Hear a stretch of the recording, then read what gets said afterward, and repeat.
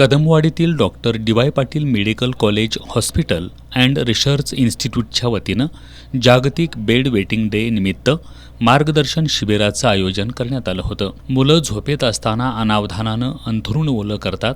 वयाच्या 5व्या वर्षापर्यंत ही सामान्य समस्या मानली जाते. वैद्यकीय भाषेत याला नॉक्टर्नल एन्युरेसिस असं म्हणतात. झोपेत असताना मुलाचं मूत्राशयावर नियंत्रण नसतं. मूत्राशयामध्ये स्नायूंचा त्रास असू शकतो, ज्यामुळं मूत्राशय नेहमीपेक्षा जास्त वेळा रिकामं करण्याची इच्छा निर्माण होते. 5 वर्षानंतर सुद्धा अशी समस्या मुलांमध्ये असेल तर या समस्येचं रूपांतर सामाजिक आणि मानसिक समस्येत होतं. यावर योग्य उपचार होणं गरजेचं आहे.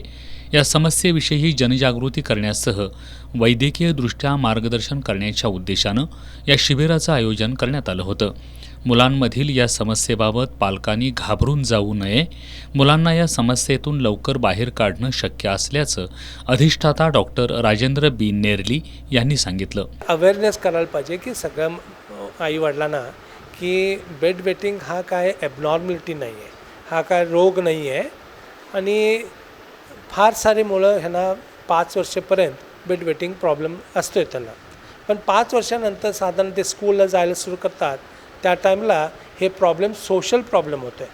घरात आहे त्यांना ह्या लहान मुलांना साधारण संध्याकाळचं 6 नंतर कमी पाणी प्यावं, जेवण लवकरात लवकर घ्यावं आणि झोपणं थोडं लेट, म्हणजे साधारण 9 साडेनऊला झोपायला जायला पाहिजे. 6 नंतर त्यांनी पाणी किंवा दूध चहा असं प्रमाण कमी करावं. आणि आम्ही स्टार्टिंगला एक गोळी सुरू करतो, ते सतत घ्यायला लागते. एक 2-3 महिन्यात त्यांनी फार सारी मुलं हे कंट्रोलमध्ये येतात आणि त्याच्यानंतर त्यांना काय लागत नाही. हे गोळी हे सिम्पल आहे, पण हे यावेळी उपस्थित सर्व मुलांची वैद्यकीय तपासणी करून त्यांच्या पालकांना योग्य तो सल्ला देण्यात आला.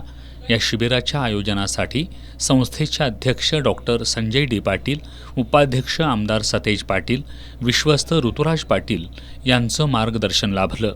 यावेळी प्रभारी अधीक्षिका doctor Rajashree Mane, deputy registrar Sanjay Jadhav, assistant registrar Ajit Patil, Saurabh Patil, बालरोगतज्ञ डॉक्टर मोहन पाटील, सुहास कुलकर्णी, देवयानी कुलकर्णी, रमेश निगडे, साईप्रसाद कवठेकर यांच्यासह हॉस्पिटलचा स्टाफ आणि पालक उपस्थित होते.